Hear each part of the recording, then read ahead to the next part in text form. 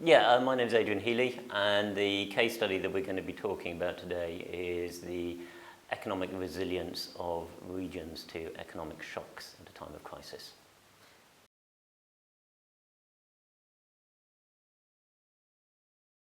Economic resilience is becoming one of the central interests within economic geography studies at the moment. This notion of why do some regions recover from shocks more rapidly than others? Why are some able to withstand shocks better than other places? And we see this in a number of different ways. We can see this in terms of natural disasters, such as earthquakes, for example, but also in terms of economic shocks, things like the financial crisis of the late 2000s, for example. And this piece of work was really designed to examine how different places responded to that economic shock and to assess what were the features which assisted the places in making better recovery perhaps than others.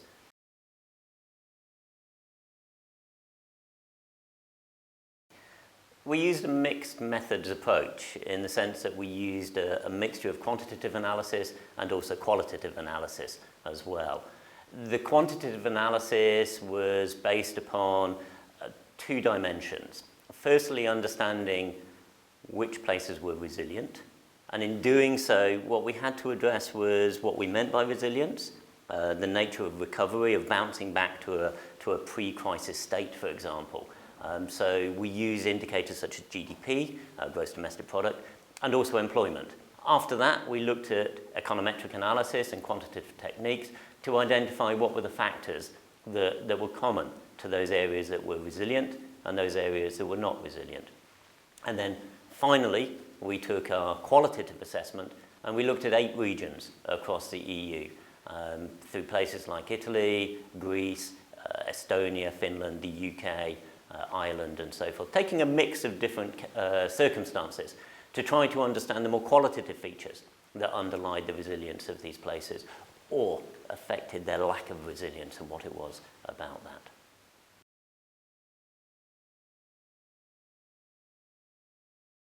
When we were looking at what makes a place resilient, we identified 4 potential categories of features, perhaps, we might call them. Firstly, business characteristics. Secondly, what we might call the people, the nature of the population that we have in an area. Thirdly, the place itself, and fourthly, community features. And what we found was that, yes, business features were very important. Diversity of an economy is a significant feature in helping to make a place more resilient. Equally, we found that regions that were more innovative, regions which were more open with export-based activities, for example, were more likely to recover from a shock than those which were more closed, which were less innovative in that respect. So business was an important dimension. People was also important though as well. A more educated, more skilled, more qualified population helps you to be more resilient to an economic shock.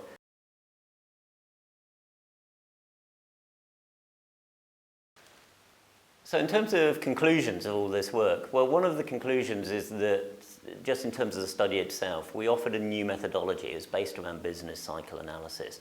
So we don't say that the economic crisis started, for example, in 2008 or 2009. Essentially, what we did was we analysed when the crisis started in each region across the whole of the European territory. The second conclusion, of course, is that there's no magic bullet to this. Building resilience takes time. It involves a long-term set of policies and practices. And these are not all under the control of governments either. It can't just be government policy. And government policy sometimes has to put in place some mechanisms to allow others to respond themselves. Moving on from that, one of the things we were thinking about is what role can policymakers play within this?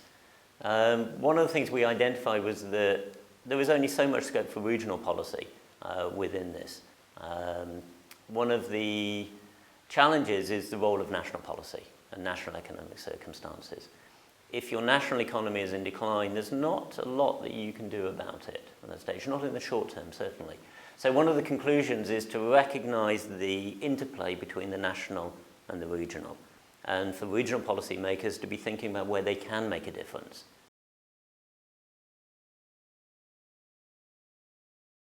In terms of recommendations, it's perhaps best to think about recommendations towards policymakers. Policymakers who are interested in making towns, cities, rural areas more resilient to economic shocks. Whether those economic shocks come through a financial crisis like we had in the late 2000s, or perhaps as the side effect of a more natural disaster in that sense as well. So what can policymakers do? Let's think about this at different time scales. You have the time immediately after a crisis. Well, one of the things that the policymakers can do at that stage is to try to mitigate the immediate effects of that. That might be through short-term working allowances, for example, to try to keep people. Then you're into the recovery phase. What can we do next in terms of helping our economy to adapt to the new circumstances?